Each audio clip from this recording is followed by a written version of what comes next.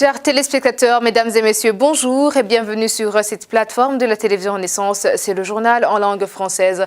Tout de suite, les titres. C'est un média rassembleur et fédérateur, la radio est le leader de l'information. Ce sont les propos d'Antonio Guterres à l'occasion de la journée mondiale de la radio, célébrée le 13 février de chaque année. Ce qui n'est pas facile pour les radios burundaises de faire ce à quoi elles sont destinées, d'après Alexandre Niyungeko, directeur de la radio Inzamba.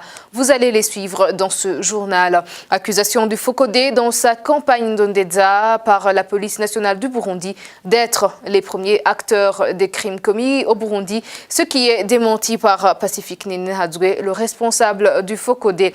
L'ancien chef d'État burundais, Pierre Buyoya, accusé et menacé par Willy Nyamitwe d'être arrêté par la Cour pénale internationale. C'était pendant le 32e sommet de l'Union africaine.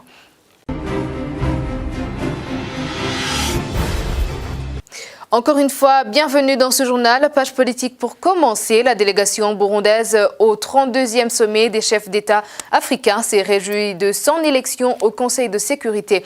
Willy Nyamitwe, conseiller principal en communication de Pierre Nkurunziza, a profité de la même occasion pour accuser publiquement l'ancien chef d'État burundais Pierre Buyoya, lui menaçant d'être arrêté par la Cour pénale internationale dont le régime de Nkurunziza s'est retiré. Willy Nyamitwe.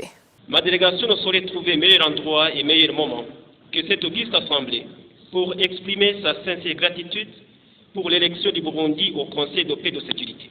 Qu'il me soit donc permis de remercier du fond du cœur tous les pays qui ont porté cette candidature, plus particulièrement les pays de l'Afrique centrale. Mon pays possède des capacités et une expérience qu'il pourra toujours mettre à la disposition du continent. Cette confiance est renouvelée et considérée par notre délégation comme une reconnaissance de l'ultime sacrifice consenti par les dignes filles et fils du Burundi pour la paix et la sécurité internationale. Enfin, je reviens sur le rapport du Conseil de paix et de sécurité pour demander au nom de mon pays le retrait pur et simple du paragraphe numéro 79. Le Burundi estime que ce passage, paragraphe numéro 79, va à l'encontre des principes fondamentaux de notre organisation et aller jusqu'à s'ingérer dans les activités des instances judiciaires d'un pays membre de l'Union africaine n'est pas de nature à renforcer la paix, la sécurité et la stabilité dans nos pays. Personne ne devrait être au-dessus de la loi, y compris nos compatriotes, fonctionnaires de l'Union africaine, en commençant par le major Pierre Buyoya.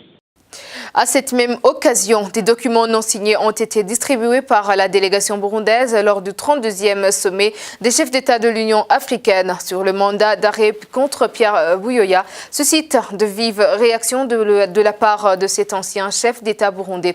Depuis le siège de l'Union africaine où se tenait ce sommet, Pierre Buyoya qualifie cette note de pur tract distribuée aux chefs d'État. Dans un communiqué de presse, Pierre Buyoya parle d'un manque de respect sur l'agenda de cette organisation panafricaine qui réunit les chefs d'État et les gouvernements africains. Les tracts ne sont qu'une manière de persécuter les opposants du gouvernement burundais et c'est dommage pour le pays du Burundi. Ce sont les propos de Emmanuel Ngengurutse qui indique aussi qu'il y a une procédure habituelle de traduire une personne devant la justice. Suivez-le. Je trouve que le tract, c'est une continuité de la politique du CNDD-FDD visant à persécuter ses opposants.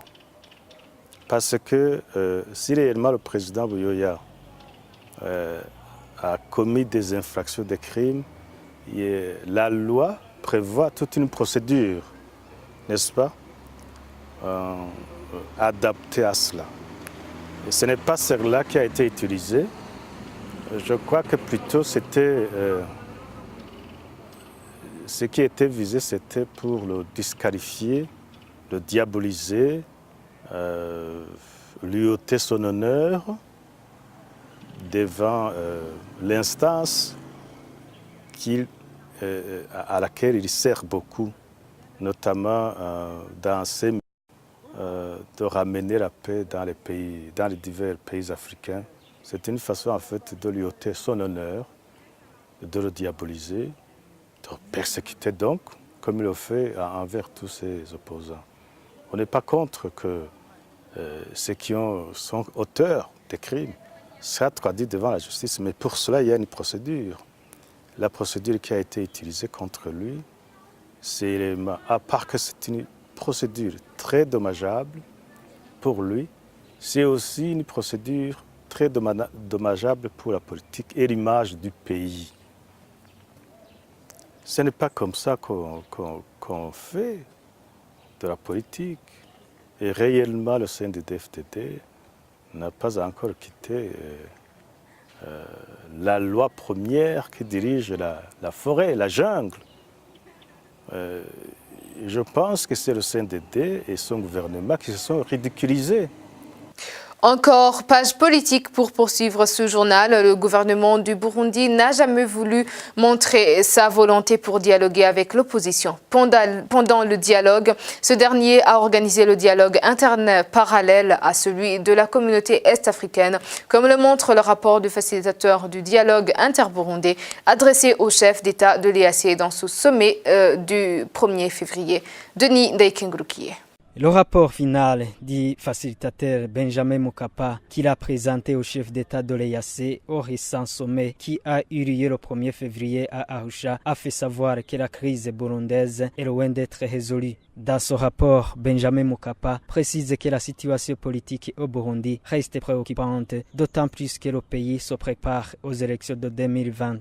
L'absence d'accord à la suite de la 5e session du dialogue interburundais débouchant sur une résolution durable est aussi un obstacle pour mettre fin à la crise burundaise. Benjamin Mokapa continue en disant que la mise en place de la Commission nationale du dialogue interne visa à mener un processus de dialogue interne parallèle à celui de l'EAC résulte d'un manque d'engagement du gouvernement. En dépit des difficultés rencontrées, la situation politique et sécuritaire a connu une nette amélioration depuis 2016, ajoute-t-il. L'absence d'un sommet de l'EAC consacré à la crise du Burundi lui privait du soutien régional dont il avait tant besoin, souligne-t-il. L'ancien chef d'État tanzanien termine son rapport en encourageant les partis concernés de s'acquitter de leurs obligations pour mettre fin à la crise politique qui traverse le Burundi. De la page politique à la page droits de l'homme, la police nationale du Burundi accuse l'organisation Focodé dans sa campagne Ndondeza d'être derrière les actes de torture qui sont commis au Burundi. Le porte-parole Pierre Nkurikiye indique que cette organisation est également derrière les tortures qu'on a infligées à un homme il y a quelques semaines, des personnes qui disaient qu'ils sont de la police judiciaire. La vidéo de cet homme a fait la une de l'actualité et Nkurikiye, dans cette déclaration de ce lundi, a fait savoir qu'il voulait juste démentir que ces tortionnaires ne sont pas de la police nationale du Burundi. Suivez. Il s'agit d'un énième cas dans lequel des ennemis du Burundi, si je précise, un certain Pacifique Nyenahazwe, qui était le président de l'association appelée Focodé, qui a été dernièrement créée sur la liste des associations agréées au Burundi pour implication dans les insurrections. Vous savez que c'est cette même personne qui a ordonné aux insurgés de brûler vifs les gens ici dans la mairie de Bujumbura lors de l'insurrection de 2015. Il s'agissait d'une campagne de collecte de preuves à apporter à la Cour pénale internationale pour pouvoir accuser le Burundi de violations graves des droits de l'homme. Comme vous l'avez constaté dans la vidéo qui a circulé sur les réseaux sociaux, vous avez vu qu'on avait ligoté les testicules et le pénis. Et puis aussi les bras. Pacifique Nyenahazwe se dit étonné des propos du porte-parole de la police. Il dit que ce langage est plein d'incohérences, ce qui montre qu'il s'agit bien des montages. Ce responsable du Focodé parle plutôt d'une intention de marginaliser les défenseurs des droits humains. On l'écoute. Dans un deuxième temps, M. Nkurikiye a taxé la campagne Ndondeza contre la disparition forcée au Burundi d'une campagne criminelle qui consisterait à enlever des Burundais, à les assassiner et à accuser les autorités burundaises. Ici, j'ai rapidement au moins 3 questions. Le Focodé, la campagne Ndondeza a déjà documenté et publié déjà 107 cas de disparition forcée. Et dans 107 cas, nous avons chaque fois démontré le processus processus qui commence par l'enlèvement et qui va à la disparition. Et dans la plupart des cas, nous avons montré que des corps de défense et de sécurité étaient impliqués dans l'arrestation des personnes qui ont disparu par après. Nous avons également, presque dans la quasi-totalité des cas, montré que la police a refusé d'enquêter sur ces cas. Alors ma question, est-ce que lorsque la police refuse d'enquêter, c'est pour protéger Ndondeza? Lorsque la justice burundaise refuse de juger ces cas, c'est toujours pour défendre Ndondeza? Lorsque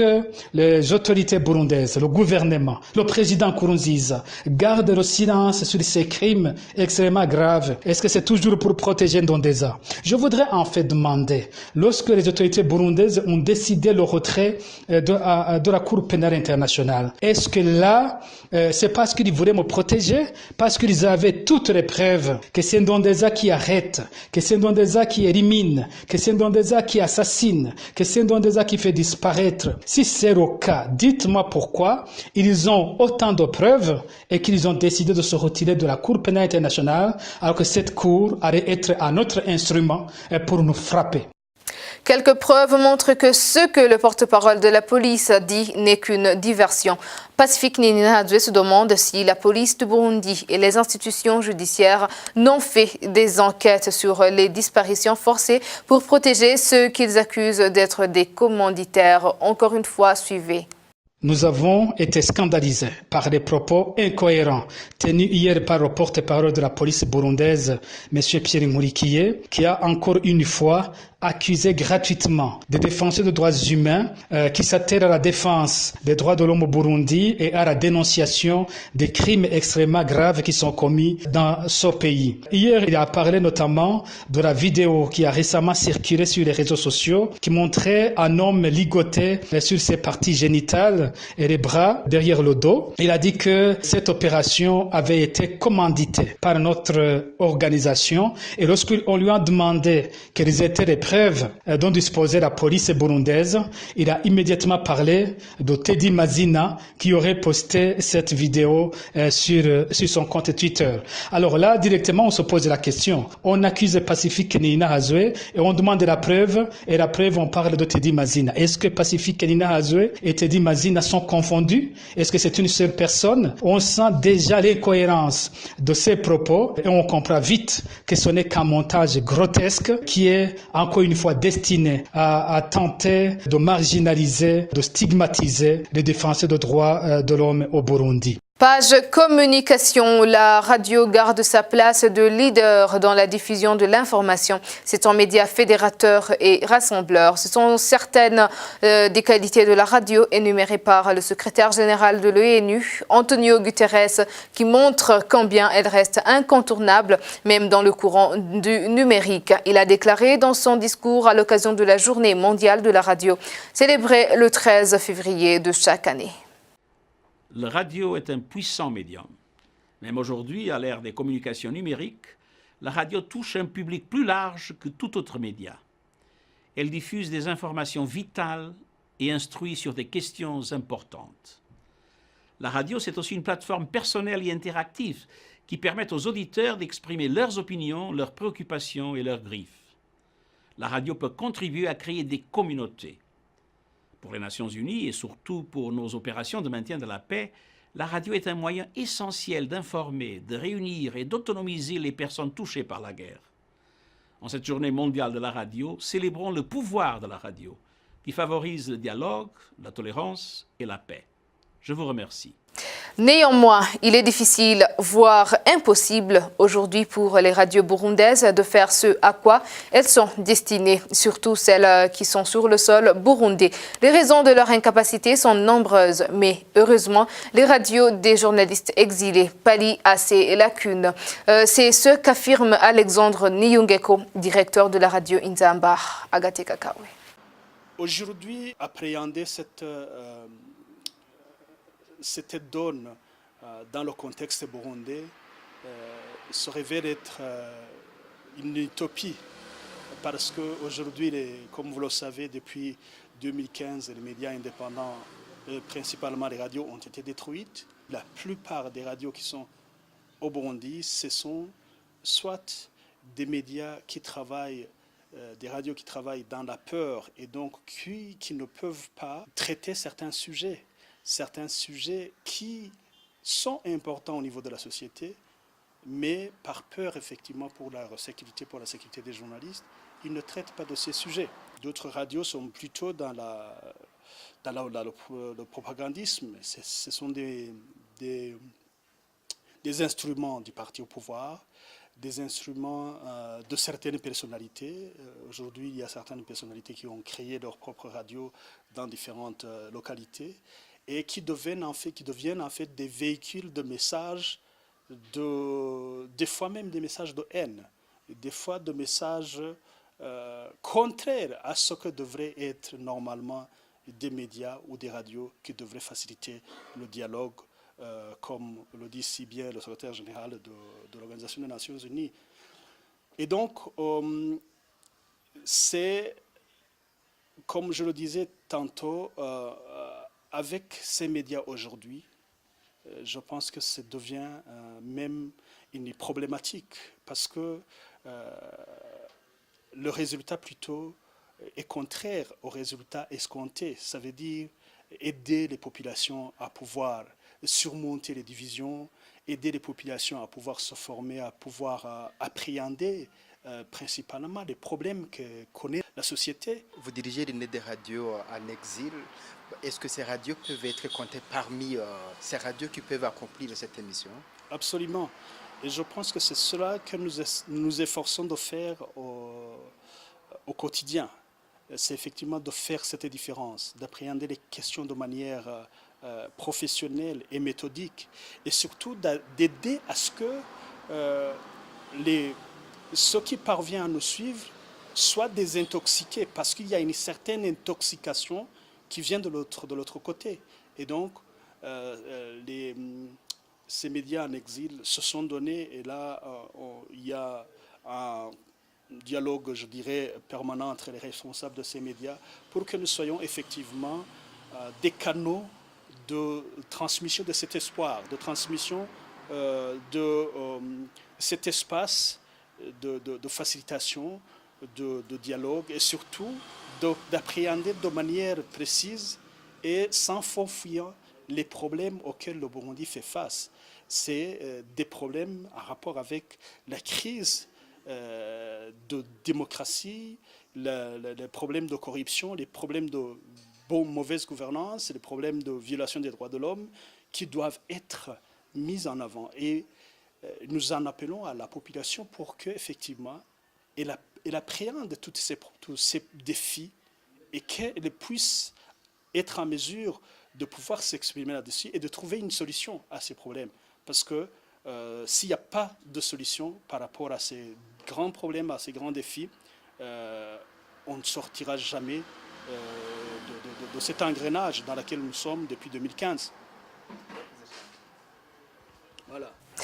Société, pour clore ce journal, tout homme doit se marier avec une seule femme reconnue par la loi. Pour combattre la polygamie commise par certains hommes, le registre de l'état civil sera bientôt informatisé. Propos de Martin Nivyabandi, ministre du droit de l'homme. Il répondait aux questions des parlementaires. Suivez-le. On a remarqué que ce sont des cas à analyser cas par cas, sauf que parmi eux, on trouve que parfois, ce sont des cas liés aux problèmes familiaux.